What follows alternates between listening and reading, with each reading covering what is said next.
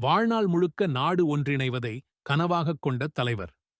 கவிஞராக, பிரதமராக, கண்ணியமாக வாழ்ந்த அரசியல்வாதி.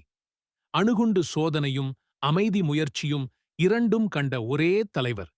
அவர் யாருன்னு தெரிஞ்சுக்கிறதுக்கு முன்னாடி நம்ம சேனலை சப்ஸ்கிரைப் பண்ணிக்கோங்க. அவர் பெயரை சொல்லும்போதே நம் நெஞ்சம் திகட்டும். ஆம், அவர்தான் நம் பாரத நாட்டின் முன்னாள் பிரதமர் திரு வாஜ்பாய் அவர்கள். வாஜ்பாய் ஹிந்தி மட்டுமல்ல, ஆங்கிலம், உருது மற்றும் சமஸ்கிருதம் ஆகிய மொழிகளிலும் புலமை வாய்ந்தவர். அவர் ஒரு அரசியல் தலைவர் மட்டுமல்ல, அவர் புத்தகம் எழுதும் கவிஞர் என்பது எத்தனை பேருக்கு தெரியும்?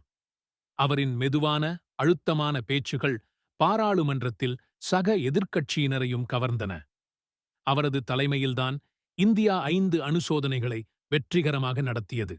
களமாடும் அரசியலில் கூட மரியாதையான நடத்தைக்காக எதிர்க்கட்சியினரும் மதித்த ஒரே தலைவர். உயிருடன் இருக்கும்போதே பாரத ரத்னா விருது பெற்ற சிலரில் இவரும் ஒருவர். இந்த தகவல் உங்களுக்கு பிடித்திருந்தால் ஷேர் பண்ணுங்க.